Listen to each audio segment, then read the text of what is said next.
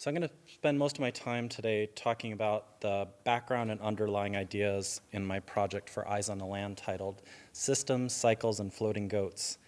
And the project is really a visual investigation of the four defined areas at the site: farm, hayfield, wetland, and river forest. And these areas are described as separate in maps and research, but the agricultural and ecological systems at play there are inextricably linked. So anything that happens at one has direct and indirect impacts on all the others. The boundaries defined by the original site maps were quickly blurred when I began spending time directly observing and experiencing the entire site. And the photographic prints are composed of images I took over the course of one full seasonal cycle year. And the prints are meant to visually represent the rhythmic pattern connections of the four zones while simultaneously revealing some of their unique individual qualities upon close investigation. And I spent some great time interacting with and documenting the farmers, volunteers, and other people present at the site who were all very inspirational. But I wanted to make sure I spent at least as much time in the places that people don't often go. These really are the spaces that I've spent most of my career investigating and have been most interested in. Each time I work on a project, I'm subtly transformed by the experience and often find myself taking on new roles to supplement my role as an artist. Working on this project affected me in a variety of ways, and here you can see me testing my effectiveness as a climbing platform for baby goats. This transformation often happens for me and has become a very important part about my creative process. In past projects, I've adopted the role of a variety of things, including a renaturalist explorer, the founder of a partly fictional organization called the Society for a Renatural Environment. I've been an inventor of new taxonomies, a very small object specimen collector and archivist, an observer of human-introduced birds, there's me observing, and also a speaking instructor for starlings. I've had the opportunity to be a purveyor and documenter of preserved bird collections, a tour guide in renatural environments, an explorer of interstate highway right-of-ways, and I had the opportunity to learn how to be a botanical specimen preservationist. I've also been an unsanctioned acquirer of underutilized green space using these keep out signs, a disseminator of seed balls impregnated with native plant seeds using my inventions, the seed ball walking staff and seed ball gun you can see pictured here. For my own safety, I learned how to be a dodger of flying carp and also a thrower of stuffed flying carp.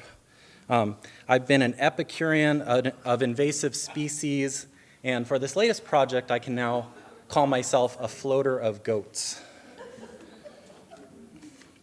So one of the biggest transformations for this project really is my newfound love of goats. They're highly intelligent, extremely playful and curious animals, and I got to spend a lot of time with them and really fell in love with the animals. I'd never been around them before. They're pretty amazing creatures, and I feel honored that I got to spend so much time with them. But onto the site. So this is the site I got to work with, the Pine Island Farm.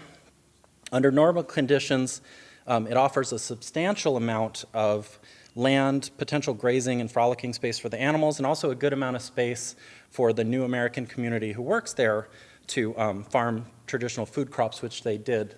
When the site floods, however, which it did the spring before I started working there, you can see why it's called Pine Island. The elevated area where the buildings are and where a lot of the agriculture becomes the only space that they can utilize for agricultural purposes. So even when the site is only partly flooded, the goats have significant limitations on where they can go. And it's a well-known fact that goats actually hate water. They can swim, but they don't swim unless they're in extreme circumstances, unless they have to for survival. It's also widely known that goats are highly curious, adventurous, and sure-footed, and they'll attempt to climb on literally anything that they can get on, surface or object that is not submerged in water and that they can access, especially if there's food present. You can see them walking over a fallen tree, over a flooded area. So these facts combined to inspire me to invent the modular floating pasture system, otherwise known as the goat boat, which you'll see in the gallery. The materials for this are inexpensive, commonly available, and easy to work with. The structure and flotation system seen here is a wood pallet and just recycled plastic bottles. On top of this, I secure a growth medium, which is simply earth in a burlap sack, which is impregnated with seeds of binding grasses and other goat edible plants, an irrigation system of wicking fabric to draw the water up into the plants, and on top of it all, flood displaced small farm animal that we like to call a goat. So here we see a single deployed goat boat, and this single sort of isolated platform set adrift is not really ideal. It's much better to have the platform anchored to the land so the goats can go on and off without having to swim, because we learned that goats don't like to swim. So it's much better to link them together in series, and this is where the benefits of the modular design achieves its full potential, and we can see the infinite expandability of this solution during large flood events. There's also great potential to use these platforms to actually grow food crops for human consumption, which I didn't try, but you could do it. So in a world where global flood events due to human-caused climate change are predicted to increase, my goat boat design is well placed to have long-reaching benefits.